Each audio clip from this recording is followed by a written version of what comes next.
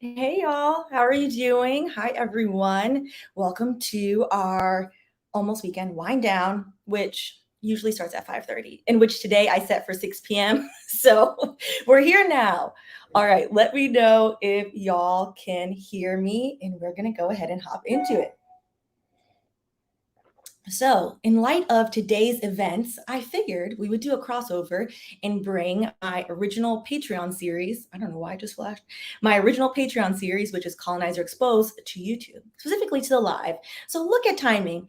And since I'm having Sober September, I unfortunately am drinking water. I would rather be drinking rum punch. And we're going to talk about why. Yes, we are. All right. Is it normal? Can y'all see? Does it look normal now? I don't know what has been going on with the live stream. It should be fine. You can hear. Okay, we're good. All right, let's hop into it. Okay. So, just in case you're wondering how the mood, the sentiment is going to be in this live, if you are new, if you are in mourning for some interesting reason about the colonizer queen, this is not for you. As a Yardie, as a colonized person, this is not for you, because this is going to be a bit of history, a bit of things people want to ignore. So let's set the tone with this.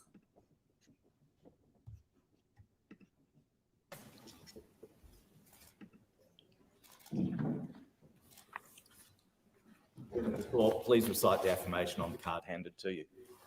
I, Sovereign Lydia Thorpe, And shout out to do you. solemnly Why? and sincerely affirm and declare that I will be faithful and I bear true allegiance to the colonizing Her Majesty Queen Elizabeth II. Senator Thorpe. Shout out to Senator Thorpe, who said, you know what? I don't give a damn. I'm going to say what I want to say. And she did. Thank you so much for the super chat. I appreciate it. Senator Thorpe said, that's interesting. As an Indigenous woman, she was over it. And she said the truth, which is Elizabeth, specifically before her passing, which happened today, did directly benefit from colonizing, literally, almost a third of the world. And people are under this very odd, incorrect notion that she just sat there, was not an active participant when she was young. And I'm here to dispel you of that mindset, because Elizabeth, specifically as part of her duties as the Queen of England and the rest of us, went around the Commonwealth, was forced to do multiple tours, and essentially aided against many countries who tried to get their freedom during rebellion. So we're going to get into all of that. All right. Oh, yes. Thank you. A Yardie is a Jamaican person. Yeah. I forget people don't know. That's what Yardie means. Jamaica is, we call Jamaica Yard. All right. So this is going to be our agenda. The lie of English freedom, Elizabeth and the Commonwealth, the Black diaspora and Twitter reactions, and then a little sip and discuss. All right. Okay, so if you are also new, because I wanted to, bring some receipts of my own, this series has existed long before Elizabeth decided to depart this world. This series originally aired on Patreon last year. I think we've been on Patreon for actually a year, so it's been on Patreon. Thank you, Robert, so much. I appreciate you. This series aired on Patreon. So we started, the first Colonizer Exposed episode was with Belgium. Belgium, yes, has committed the largest and worst genocide. This video might get demonetized. But we can't talk about Elizabeth without saying these harsh truths. In the history of the world. And an estimated 20 million Congolese people were murdered by the Belgian and King Leopold. So that was the first video we did. We also did the US. I think maybe 2 of the videos of the US might be on YouTube. I don't remember. 1 or 2 of them. We've done France. So specifically, we need to do part 3 for France. But part 1 was France in general. Part 2 was specifically about the Haitian Revolution, as well as the French Caribbean, and how Haiti, essentially, by reclaiming their right and becoming the first free Black republic in the West, set the stage for a lot of other rebellions that took place across the Caribbean and the United States. So without Haiti, many of us would not be here where we are today. So big up to the Haitians. All right. So let us continue. So if you want to join Patreon, let me drop, I always forget to put it in here. It's just patreon.com/wineandchill. So let me put that for y'all if you're interested in that. And let us get into Elizabeth. Now, it is one of my pet peeves in this current life that people really seem to have Twitter fingers and are very bold to think that either England or the US freed anybody. That is not what happened. England specifically did not free the people in the Caribbean. People in the Caribbean lit half of the islands on fire. So let's get into that. And so a little bit of history before we get into Elizabeth herself. So this is Elizabeth's namesake, Elizabeth I. Let me make myself smaller a little bit. So the royal family initially were the original co-conspirators of the parts of the transatlantic slave trade. Particularly in the 17th century, Charles II granted a charter to the Royal African Company, and his brother, James II, would later become its governor. Under royal blessing, the company became the largest single slave trader in British history. And in 1713, it is estimated they brought around 100,000 captive Africans to the Americas. Mostly, I would say they dispersed people between the Caribbean and the United States. George II was also a prominent supporter of the slave trade, as was everybody in the royal family. And much to Elizabeth II's discredit, she never denounced the fact that, yes, the royal family still has money from the damn slave trade. She never said anything. She was very quiet about the entire thing. Now, it should be noted, because people seem to think the money was monopoly money, that it went into the air. We need to let it go. We need to stop whining about it. However, the United Kingdom, and specifically the UK taxpayers, all the way up until 2015, paid our former enslavers, as in their descendants, their family, all of the reparations money. Yes, so you're hearing this correctly. The UK government, when we finally burned down half the island, and they said, you know what?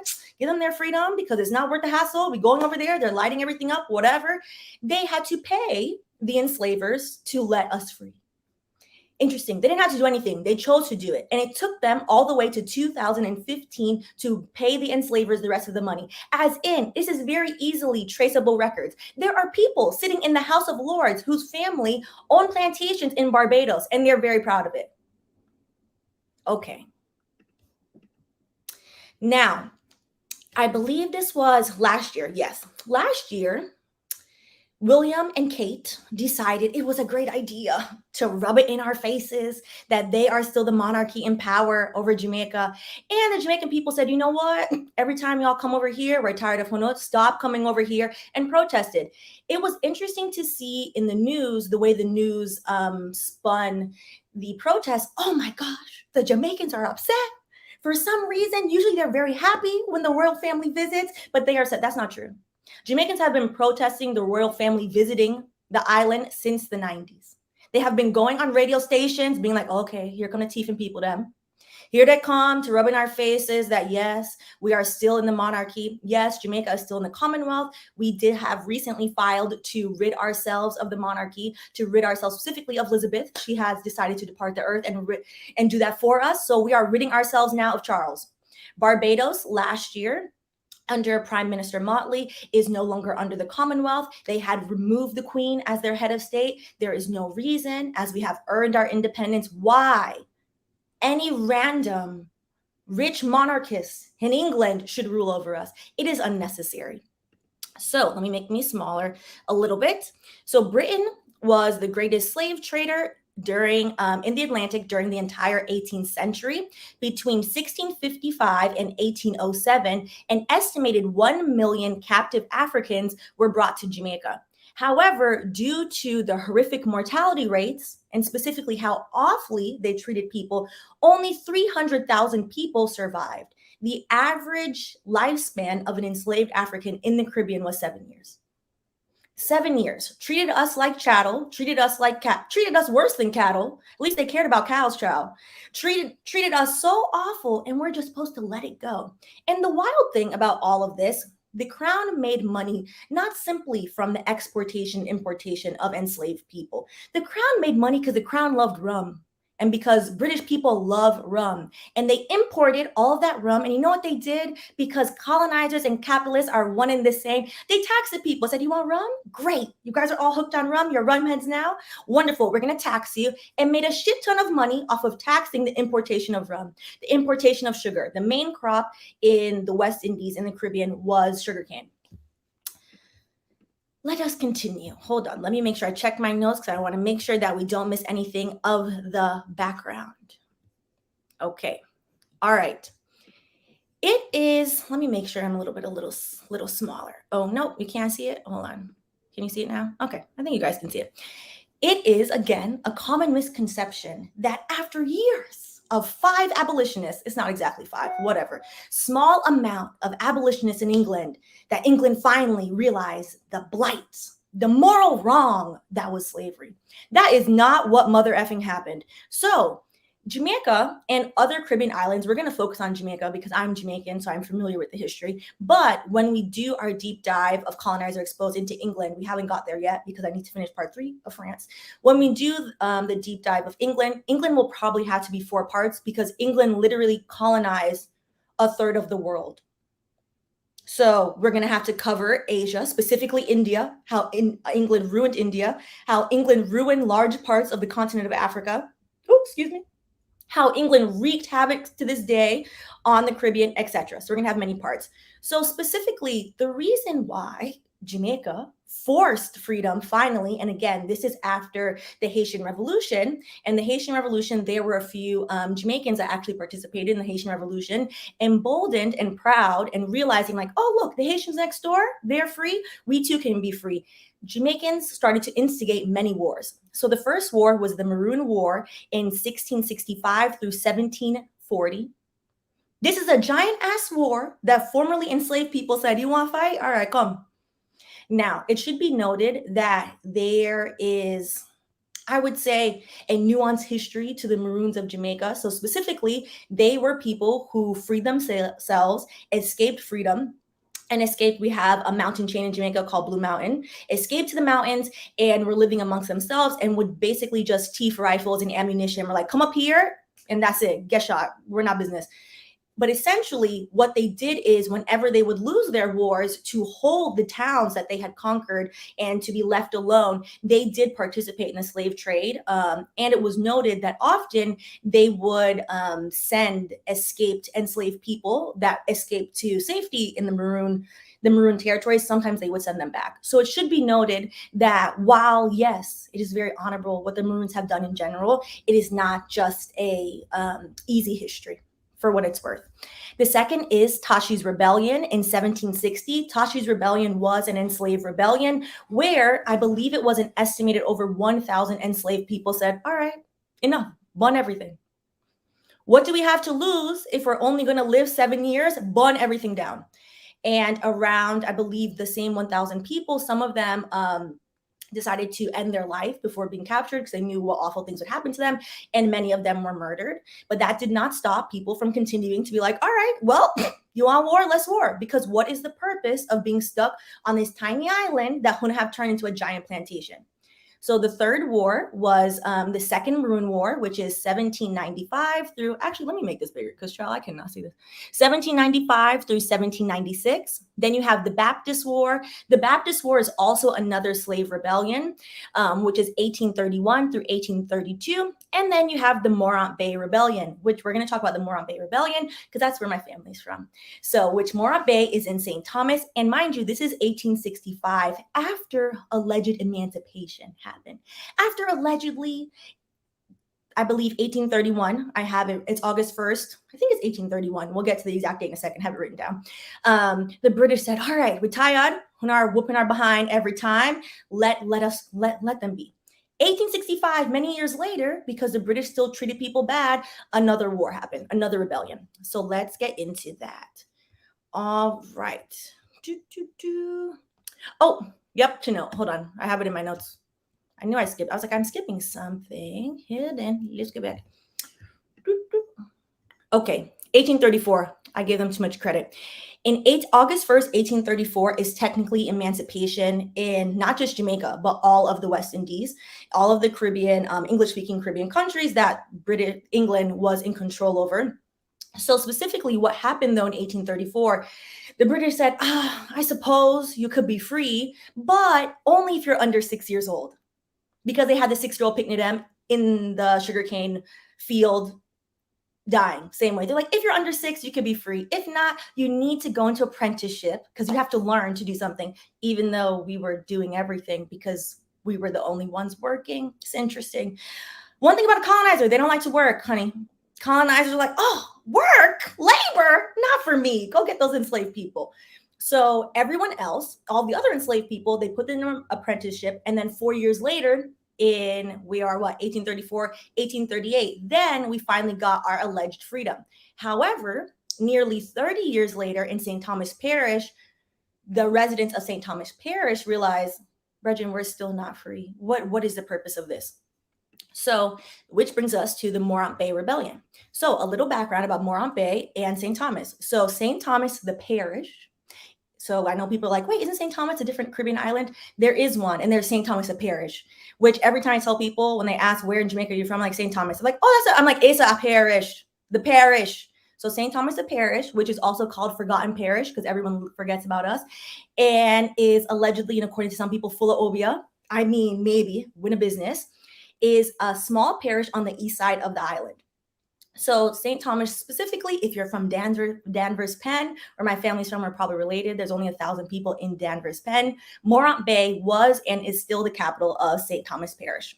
So in October of 1865, it lasted for about 2 days. Essentially, a giant rebellion occurred. But before the rebellion occurred, there's a little bit of backstory that should be noted. So let me make them bigger so you can see them. On the left, we have George William Gordon, and on the right, we have Paul Bogle. These are 2 of the 7 national heroes of Jamaica, and both of them, Paul Bogle was from St. Thomas, and George William Gordon, he ended up being basically a politician / assemblyman in St. Thomas. So George William Gordon, specifically what was interesting about him was when he was born, his father was actually an enslaver, was a Scottish enslaver. His mother was an enslaved woman. When he turned 10 years old, his father decided to be a decent person and freed him. He never freed his mother, which I find interesting. Freed him. However, he didn't raise him. He was raised with an uncle, and he learned how to read and write, which was very rare for the time. And he wanted to go into politics. So he went into politics, specifically in St. Thomas, and he became the first Black person to be elected. The majority of the Black people, which Jamaica is overwhelmingly black, was then, is still now, less than 1% of people in Jamaica are white. It's like 0.6%. The majority of people in Jamaica are Black, and then we have a large population of Chinese people and Indian people, and they come in later. So George William Gordon, George, we're just gonna call him George. It's a long name. There's a lot of name. It's very Jamaican. George became the first Black person, the first mixed race person. That concept of mixed race is very different in Jamaica. It's like not something that we say, just say Black. But just to show specifically why it was very interesting, his life path. So he became this politician in St. Thomas Parish and realized, much to his chagrin and being very upset about it, that the Black people of St. Thomas, although freed for the past 30 years, were treated bad, were flogged in the street, were very much indentured servants, were poor. Nothing had changed for them. And so he actively would advocate on behalf of the Black population to the governor. The governor hated it. The governor despised it. The remaining former white enslavers that remained in Jamaica at the time, most of them get burned down, to be honest, that remained there at the time, hated George. They tried to get rid of him numerous times. It was one, the fact that he was Black. They're like, wait a minute, y'all cannot do these things. Like, what? Who let him in here? And then it was 2, that he continuously advocated for the remainder of the Black people and was like, I don't like this, stop this. Paul Bogle was a preacher and a pastor in St. Thomas Parish. So in October of 1865, the 2 of them led a couple hundred Black Jamaicans to the courthouse to protest the treatment of the Black residents of St. Thomas Parish. Of course, what did colonizers them do? They were upset. They shot 6 people. The remainder of the people that were there, the Black people, said, you know what? bum you, and burned down the courthouse. Burned down the courthouse, burned down the remaining buildings, and thus the Morant Bay Rebellion started. So for 2 whole days, the entirety of St. Thomas Parish said, fine, you want to try? Burned everything down. They killed about 400 Black people, and it ended up with George William Gordon and Paul Bogle both being executed for that. And what is, I would say, like what remains to this day, and one of the reasons why I wanted to highlight it, is this concept that, oh, we stopped being colonizers and we're turning to good people and we're treating y'all well. No, it's a lie. That's not true. Because we're continuing having to fight for things, continue having to advocate for ourselves, and continue to be like, all right, if you're not listening, you must feel. Ask them multiple times, like, hey, you said I'm free. I earned my freedom. What is going on? Well, if you're not listening, you must feel. That's why the courthouse burned it down. So it goes. So I think more education, and I've said this a few times, needs to be done on all of the slave rebellions that occurred throughout the Caribbean as well as throughout America, because there are so many of them, and it is often erased from history, not taught in schools. It's definitely not taught in the United States, where it is this idea of, oh, well, you should have helped yourself. I'm like, well, we did. And y'all are trying to erase it versus being like, oh yeah, you know what? Okay.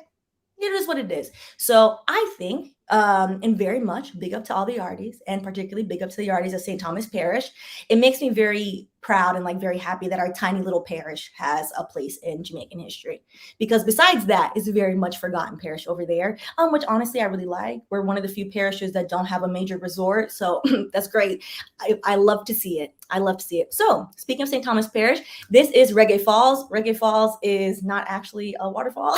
It's a dam, but we make do. We make do. Think of St. Thomas Parish like if Mississippi and Montana had a baby. Very beautiful, very rural, very much we're minding our business. We're very much minding our business. All right. So now to Elizabeth. So we have set the stage. We know the crown, Elizabeth I, her namesake, very much helped engineer the slave trade, benefited from the slave trade, benefited from the importation of sugar, rum, molasses, all of those things. So now we have Elizabeth II and the Commonwealth. So here's Elizabeth.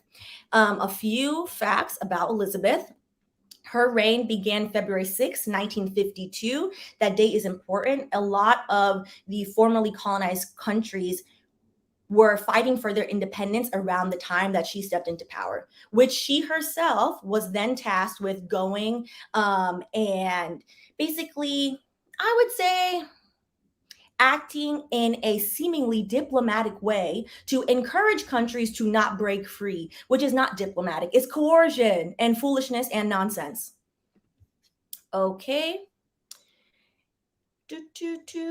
And so, all right, let's get to the next one. So a large part of her job in the beginning when she was young was to literally quell rebellions. And I had a video of this and I'm so sad. I don't know why. The video takes forever to load. So it didn't load in time, but I took a screenshot of it. This is, hopefully I say this properly, Muthoni Mathenjay from Kenya. She was an independence fighter during the Kenyan Revolution, where the Kenyans were trying to break free from England. So specifically, as Britain celebrates the platinum jubilee of its monarch, I don't know why they called her old fighter child. Muthoni wants to send her a message. Let Elizabeth bring what belongs to me. And it was very, I would say, moving to watch her speak in this little clip in which she said, let Elizabeth bring what belongs to me. Specifically, I don't want any middleman. Let Elizabeth come and bring me my recompense, because she actually was in both of her legs. The British soldiers chased her down, chopped her in both of her legs. This is not, again, this idea that England just said, oh, you know what? We're in the 20th century. Just let the people them go. That's not what happened. People fought for their freedom, tooth and nail, paid very grave prices for it. And at the whole expense, the whole time, the monarchy and the crown benefited in actual dollars and cents from all of this. All right. Thank you, Beatrong. Appreciate you. Okay, let's continue.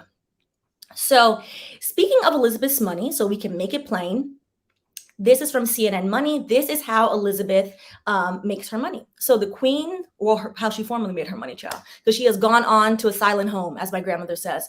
The queen's three main sources of income are the sovereign grant, the Duchy of Lancaster estate, and her personal property and investments. The queen received in 2017 42.8 million pounds, which is around 58 million US dollars. Yes.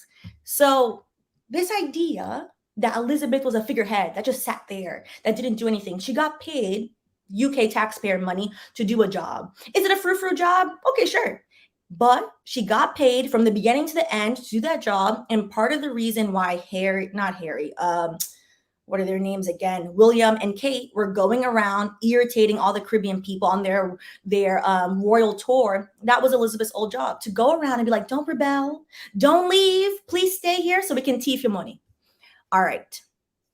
Now, the Duchy of Lancaster is very interesting. And I think what's most interesting about it to me is that people in England is very proud of the Duchy of Lancaster. They don't try to hide it. There's a beautiful website. You can look all into the Duchy of Lancaster. The Duchy of Lancaster is, according to their website, the ancient Lancaster inheritance we know as the Duchy of Lancaster began in the year 1265. That is literally that is 700 and something years ago. Y'all know math is not my ministry, so I'm not about to do that math. When Henry III gifted the baronial lands of Simon de Montfort to his son Edmund, a year later, Henry added the estate of blah, blah, blah, blah, blah, blah, blah, etc., etc. All these rich colonizers gave the money to their rich colonizer children, and so on, and so on, and so on. Elizabeth gets used to, because she's gone, millions of dollars from the Duchy of Lancaster every year. But whenever people bring up slavery and reparations, and look what you did to Caribbean people, look what you did to South Africa, look what you did to Nigeria, to Ghana, to India, silence. What? Oh, that's so long ago. We don't have the money. What are you talking about? Yes, you do. Money sitting there. The money is literally in some of the stolen jewels that Elizabeth used to wear. She had the largest diamond ever mined was mined in South Africa, used to sit in her crown. And Elizabeth used to go, well, she didn't say it. Her PR team, when people finally realized, like, where you get this diamond from? It's a giant ass diamond. There's no diamonds like that in England. Where'd you get this? She was like, oh, it was a gift. It was a gift from the people of South Africa, to which the people of South Africa were like, no, it wasn't. You coerced the person into giving it to you. You thiefed it. Give it back. And the crown was like, give it back. No, I can't give that back. Can't give that back. I can't do that. The crown has so many stolen artifacts, so many stolen jewels, so many stolen everything, on top of the money they continuously make from the Commonwealth. And the Commonwealth does not directly pay the crown. We have for the internet. Okay, here we go. We have for so long been forced into this very disgusting, disingenuous relationship with the crown, where Jamaica is a very good example of this. Other Caribbean islands as well have been forced, after Elizabeth ran the country amok, have been forced to take out debt from the IMF. The IMF is the global bank. Take out debt from England, to where we have been enslaved. We have been thieved from West Africa. We are over here trying to figure it out, and we have to pay you. But they had all this money to pay the enslavers up until 2015. And people are wondering, why is Black Twitter? Why is a whole diaspora running amok? Not sad. Why would anybody be sad? For what? For what? For what? For what reason? Let me know. I would like to know. All right. Now, list of Commonwealth realms. There are still now 14 countries left in the Commonwealth. Jamaica will soon be removed. Amen. Finally, hallelujah. Oh, thank you so much, Eve. So you have Antigua and Barbuda, Belize, Jamaica, St. Kitts and Nevis, Solomon Islands, Australia, Canada. Again, I think this is a little bit wild. New Zealand, St. Lucia, Tuvalu, Bahamas, Grenada, Papua New Guinea, St. Vincent, and the Grenadines. The majority of these countries are in the Caribbean. Everyone that has gotten screwed by the crown has gotten royally screwed. The Caribbean has gotten doubly screwed because of chattel slavery and because we are still effectively colonized. There are so many wealthy British landowners in Jamaica. Who do you think owns these resorts? We'll talk about it later, child. Which I've been wanting to do a video about the resorts because I can't stand them. I cannot stand our plantation to resort farce. It's nonsense. All right, so let us continue. So let me make sure I didn't miss anything in my notes. Okay. All right, now onto the more funny part. The Black diaspora and our colonized comrades are having the last laugh. We're not having the true last laugh. The true last laugh would be finally getting reparations, finally getting the infrastructure in these countries properly built, finally getting the things that we deserve because we have literally been extracted tooth and nail for money for England.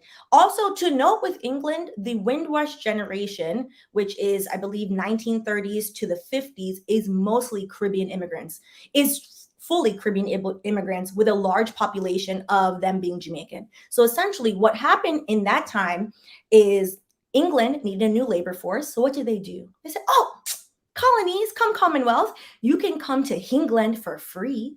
Just get on this giant boat. We'll let you come to England. You'll have a nice life and you're going to do all this labor. And you can come be working class with the rest of these working class white people who we already treat bad. Because England, if anything else fails, England is a very classist ass society. And that shit has survived a millennia. So not only have Caribbean people built what we could in our country, we have also literally built large swaths of London. Just for Elizabeth and her team and the PM at the time a few years ago to be like, you know what? Them Windrush people don't have papers. Send them back. Send we back. What? Wild. So I think this is good to know because this made me giggle. Oh, it's not, I don't know why it's not showing the whole thing. It says truly fake and phony. So this is from Fancy Tomboy on Twitter, which stated, hating the queen but standing Meghan, who intentionally married into the family and their politics, is fake and phony. I agree. So I'm just going to leave it at that. I agree and I concur. I agree and I concur. All right. Next, this made me laugh because this is always that like cringy corporate diversity picture. And I think it's in my like DI's a corporate sham video as well. The thumbnail is a similar picture like this. Irish, Indian, Kenyan, Nigerian, South African, and Caribbean Twitter right now. I think it's interesting to know not everybody that is colonized has the same disdain for Elizabeth. It is very sad and is very interesting. I would say my family is like 70-30. 70% disdain, 30% undying reverence, which is very irritating. But majority, I would say 70% disdain. So our group chat today, our family group chat was hilarious. They sent some very good ones, which I'm sad because they're videos. I can't play them. I don't know why it's not working. And for the people that are still, I would say, colonized and have not realized like, yo, these people have harmed me. These people have done the ultimate harm. This has gone left. I would say, in the words of the late and great Bob Marley, free yourself from mental slavery. Free yourself from mental slavery the same way our ancestors freed themselves from bondage, because didn't nobody ever free us. All right, let me make this one a little bigger because I cannot see. Okay. I mean, a third of the world has a holiday specifically celebrating being done with the British. That's a record. Again, people should not be confused as to why a third of the world is like, all right, cool, bye. Okay, bye. See you later. Now, I'm not going to read the one on the left, but it is hilarious. I mean, if you were going to, say all of that, now is the time to say it. The one on the right, Princess Diana getting ready to greet Queen Elizabeth in the afterlife. I mean, Elizabeth has offended many people. And last but not least, from my Black British friend sent this to me. This has to be the final season of the UK. I've never seen this much chaos. The UK is going all the way through it. Their new prime minister is terrifying, seems to be it's giving evil incarnate, is giving this is worse than Boris, is giving Trump and Palin had a baby. This is nothing but a hot mess express. That plus fumbly Charles, who is lacking sense, this is going to be a mess. What I do think and what I strongly hope, to be honest, obviously I think it's very apparent by the end of this that I'm very much anti-monarchy, of course, anti-colonizer, anti-all of it, that the monarchy will be gone in our lifetime. And not only will the monarchy be gone, the monarchy will pay the money that the monarchy owes. Because to sit here all these years later and to say that, oh, we didn't benefit from those things, we are not going to acknowledge that, is farce and nonsense. And it is a lie. If we can acknowledge the Duchy of Lancaster from 1265, that they're still getting millions of dollars from the duchy, we should be able to acknowledge that, yes, colonization, which Jamaican independence is 1965, I believe. Hold on. Don't quote me. Hold on. Let me double check. Independence. My dad is going to watch it and be like, how do you not know what year independence is? 1962. I was close. This is the other day. Like, this is not, and again, we still are indebted to England. How we as Jamaica owe England money is beyond me. It is objectively wild. It's objectively wild. It is asinine. Like, we shouldn't owe them a red cent. They have done nothing but terrorize and colonize us for hundreds of years. Why should we pay them a red cent? And on that note, they're really not going to work. Formatting this video. So these were like 2 funny videos, and Google Meets, or we're not on Google Meets, StreamYard said not today. We're not going to see the funny videos. So on that note, I appreciate y'all. Let's go into some comments. I hope you're having rum punch or wine. For me, I wish. You know what? That's a good question. It's a good question. Listen. Exactly this, right? And we're supposed to feel sorry for the rest of them. I'm good. No, not an ounce of it is in my body, and I do not care. Burn down the monarchy. Yes. Sorry, I don't know why I read it that way. I read it so slow. Yeah, shout out to Bahamas. Exactly. Where have we gotten? We have literally burned down half the island, done all these things, been loud and proud all these years for what? So we need to continue. All right. This is a great, it's been very interesting speaking with some of my Nigerian friends. Their sentiments around the passing seem to be a little bit more mixed than the sentiments, I would say, of our other diaspora cousins. So it's very interesting. Listen, this is stressing me out. I know this is stressing me out. Listen, and I think it's actually a great point, unbelievably degrading to the rest of the population, where she's glorified as queen when actually her and her family have been stealing from the very people. And they have been stealing from the English people too. There are large amounts of working class English people that are like, F Lizzie, because they have been stealing from them. It is taxpayer money. What was the number? 54 million USD, 43 million pounds. That English taxpayer paid her every year. That is objectively wild.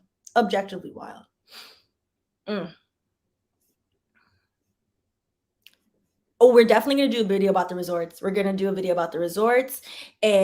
we're going to get into all of that.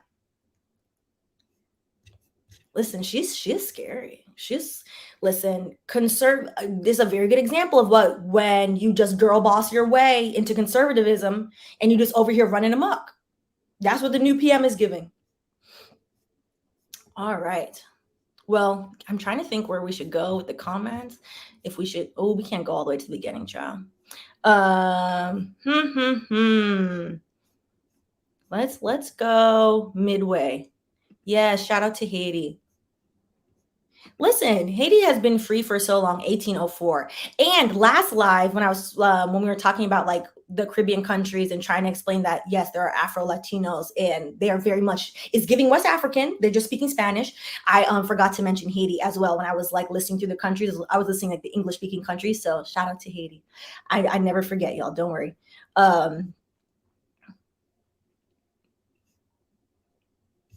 All right. Exactly.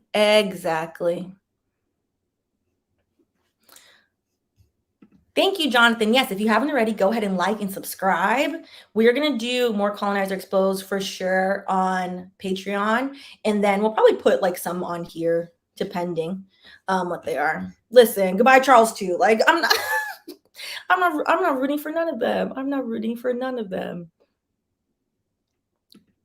Oh, how do I put this? Thank you, This Over PC World. I don't know where the comment is. Oh, let me find it. Is this it? No? Where is it? Well, I can see it, so I'll just read it. I am so disappointed in Indians who have forgotten we fought for independence versus the king, queen, and country celebrating tonight. Yes. as somebody from a colonized country who has, oh, that's a video I meant to put in, I forgot. So some of you have already seen it. If you're on Instagram, you follow me on Instagram, you've definitely seen it. It was in my quitting or my leaving corporate video as well, where my old job, before I got laid off, they sent me to England. And I was very uncomfortable, first and foremost. I was like, oh, I personally would never take my hard-earned money and my pennies to go to England. I was like, I don't want to go to the home of my colonizer. I don't want to go there. So they sent me to England, and I was like, well, if I guess I'm ever going to go in my life, at least I'm not paying for it. So of course, I went to Buckingham to simply flick off Lizzie. Of course, it was very petty. And I told my grandma, and I was like, Grandma, she was like, how was your trip? I was like, oh, it was good. So I was like, oh, Grandma, I went to go flick off Lizzie. She said, you did what? She's like, no, you didn't. And I was like, okay, I want to show you the video then. And she just looked at me with such like, I cannot believe you. And I was like, well, it is what it is. So I always find it like, sometimes when our countrymen are like, they forget, or maybe not forget. So I think some of them forget. And then sometimes they don't want to talk about the harsh reality that is, not only if you come from a colonized country or you colonized, did you earn your freedom? Did you fight for your independence? It's that we have been largely taught the opposite, to have reverence for our colonizer, to have decorum, to, make sure that, we're having proper English tea and doing these things. Caribbean, the hold tea has on Caribbean people, a lot of it's mussy, a lot. That we have to do a lot of our customs derive from being colonized. So sometimes people are like, oh, well, and I'm like, no, I don't know nothing. I don't know. I don't know what it is. Enough of it. All right. Thank you, Tasha Journeys. You have been on our next with all the receipts, all the hot topics from Jay to Elizabeth. Glad you and corporate America broke up. Me too. I'm glad corporate dumped me. It's the Stockholm Syndrome. That's what it is. And we need to rid ourselves from that, because imagine if the people that fought for our independence didn't do that. We would still be under Charles' thumb, and Charles is a bumbling fool. So imagine, we would not be better. We would be so much worse off, So I think we just need more re-education on the fact that all of these countries that used to be under their rule all had their own independent wars. Everyone had a war and said, listen, Matayad, move from here. Listen, what's interesting is the generation before, like our grandparents' generation, was very much bun it down, was very much light everything and light it at once. So, I gotta give them grace. So my dad has been rejoicing all day. We've been like tormenting the rest of our family with me. So it's great. I love to see it. And thank you, the Healer 49, for the super chat. I appreciate it. Exactly. I think the people that are very much still of a colonized mindset have been terrorized into that colonized mindset. So I try to have empathy for it, and also a firm shove out of it. Because it doesn't behoove us to feel that way anymore. And we need our things back. Give us our things, please. Thank you. Someone needs to give us our things. All right. Well, I appreciate y'all. Let me go ahead and I go through some comments. I don't know where to start because we have a lot more people than usual, which if this is raising your blood pressure, sorry, the truth hurts. The truth is uncomfortable. And it is what it is. All right.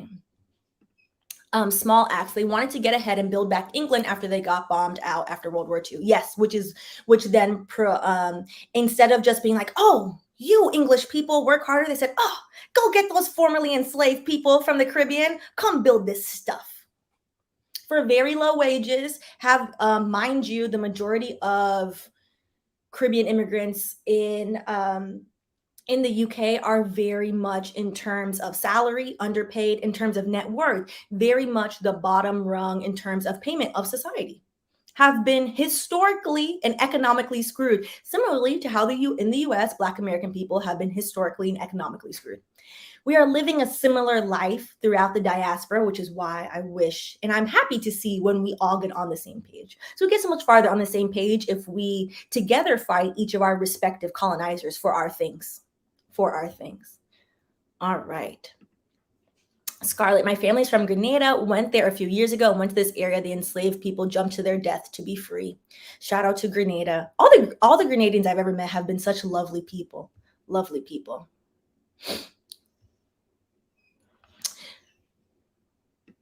I agree. So not with the money. I want better. I want a society that is anti-racist, and to ensure that myself and loved ones can actually find success. Lump sum reparations ain't enough. I think it's a good start. I agree. I don't think it's enough.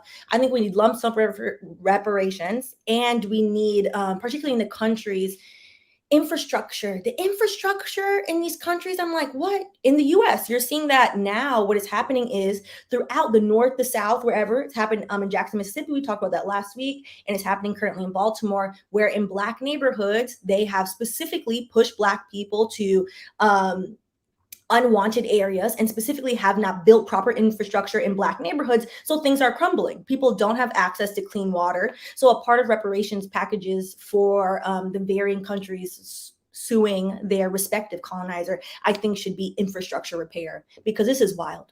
This is objectively wild. Why is the water in Baltimore coming out literally jet black? Jet black. It's crazy. All right. Oh, I need to read this. Thank you, Small Axe. Check out Professor James Centers.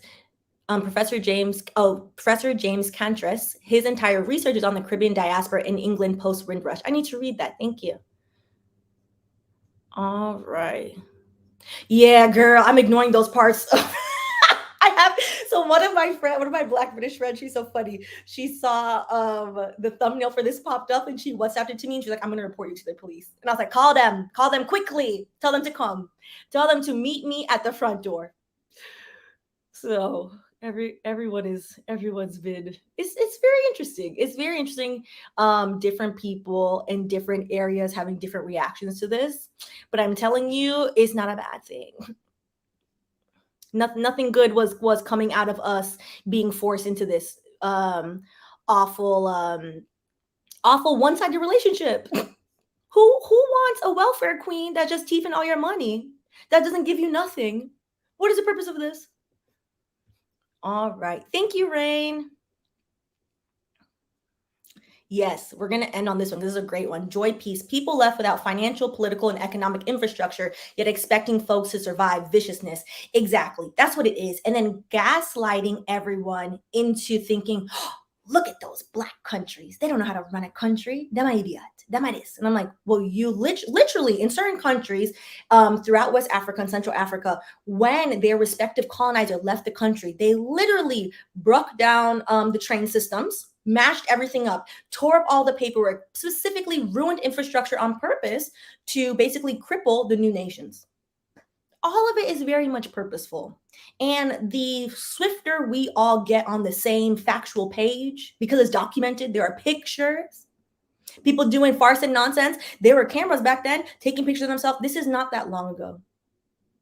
Again, Jamaican independence is 1962. It is not that long ago. So it's nothing but evilness. It's nothing but evilness. And we are not going to be able to move forward until it is not only addressed, apologized, and actual recompense, actual fixing the communities that harm has been done to.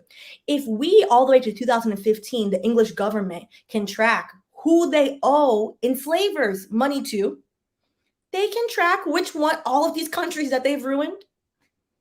And also, in case they forget it for some odd reason, they have it literally written into the pillars in front of Buckingham Palace. There are huge pillars in front of Buckingham Palace that has the large swaths of land that they have colonized. And it's one of the most disgusting colonizer things I've ever seen in my entire life.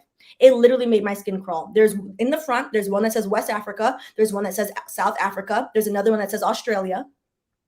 It's disgusting. It is absolutely disgusting. So I don't think that it's wrong for us to be over here like, okay, and next, you're gone. All right, next one, Charles, run with the money. Run the money, fix the things, them, and then move from us with this nonsense. They have no shame, so I don't see why we should have any shame. Why? Oh, don't walk up to it. It creeped me out so bad. I was so angry. Hey, Kelly. Here comes my favorite historian. The value reparations paid to enslavers is 200 billion pounds. pounds, which in USD, because we have half and half UK and well, not half. I think we're almost half and half. A lot of UK and US. That's a lot. That's a shit ton of money in US. Y'all know math's not my ministry, so I can't do that math for you, but it's a lot of money. It is a lot of money. So, it's crazy. It's craziness. So, on that note, I will catch y'all. What do we have coming up? We're going to do student loan update video. We're going to talk about quiet quitting, which is interesting because quiet quitting is a repurposed labor organizer tactic that people have been using to strike before, that the Gen Z generation has found. So I think it's interesting. We talked about it on Instagram, and that's up on Patreon now as well. So if you want to, that was like the initial research into it. So we're going to do like a deep dive into that. So we're going to do that. And then if there are any other topics you want to talk about, you let me know. We have coming up. So we're going to finally do France 3. That will come up eventually. And on the Patreon, I want to do a series on slave rebellions. So I think it's very important. And Brittany gave me a great idea to do a series because I want to showcase some Black joy as well. So we are going to do festivals across the diaspora. So if you have a favorite festival, you let me know. We're going to do that on Patreon as well too, because I think that will be good. So to mix everything up. All right. So I appreciate y'all, and I will catch y'all later. I hope you guys have a wonderful evening. And if you haven't already, go ahead and like and subscribe. If you're interested in this, if this raised your blood pressure, then it's all right. You'll come there. You'll get there when you get there. It's fine. Right. I'll catch y'all later. Bye.